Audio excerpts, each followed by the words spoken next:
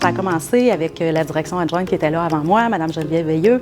Elle avait visionné des vidéos de plastique précieux qui se déroulaient en Scandinavie, puis là, ça se déroulait dans des containers pour de la récupération de plastique. Donc, elle a eu l'idée d'apporter ça ici pour nos élèves de FPT, parce que nos élèves de FPT, formation, préparation au marché du travail, ont des stages à leur première année à faire dans l'école. On appelle ça des plateaux de stage dans l'école. Bien, les élèves, ce qu'ils font, dans le fond, on recueille le plastique, on le nettoie, on le désinfecte, on le déchiquette. Ensuite de ça, ils font fondre le plastique dans un moule de métal. Puis après ça, on fabrique des objets. Là, on a commencé à fabriquer des pieds de porte. On a une collaboration de la MRC de Rivière-du-Loup depuis 4 ans. L'année prochaine, c'est notre 5e année. Ils nous donnent un montant d'argent pour acheter différentes machines. On a eu de la collaboration avec TJD qui ont fabriqué nos moules. On a eu des collaborations aussi avec le Pavillon de l'avenir pour arranger nos affaires, pour que tout fonctionne bien. Donc, les élèves fabriquent les pieds de porte. Et là, on a eu l'idée de faire une petite boîte là, pour remettre les pieds de porte, pour que ce soit cute. Fait qu'en plus de ça, bien, il y a un côté mathématique en lien avec ça parce que ces élèves-là ont quand même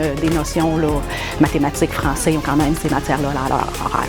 Parce qu'il faut laver les contenants de plastique, il faut les récupérer, les laver, les sécher, les broyer. Il faut aussi les couper. Comme on a eu notre machine, la broyeuse n'était pas assez forte pour pouvoir broyer un élément complet.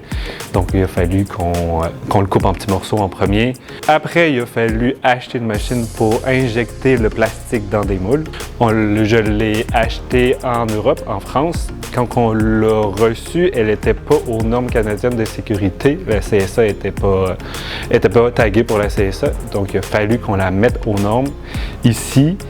Et par la suite, il faut s'assurer de comprendre comment la machine marche, puis comment aussi on peut arriver à avoir un produit fini de qualité. Autant de défis, autant à moi qu'aux jeunes, je crois qu'il faut démarrer à quelque part pour pouvoir arriver à avoir un résultat. Parce que c'est bien beau essayer de regarder dans les livres, puis la théorie, mais à un moment donné, quand on embarque dans la pratique, on s'aperçoit que ça peut être plus difficile qu'on croit. Puis en persévérant, on est capable d'arriver à quelque chose qui nous satisfait, puis que ça n'a pas été si dur que ça finalement. Donc moi j'accompagne les élèves, c'est un gros challenge pour eux parce que pour beaucoup c'est la première fois qu'ils manipulent des choses. Et ils apprennent aussi à se confronter à la réalité, par exemple serrer une vis, ok, il faut la serrer plus fort.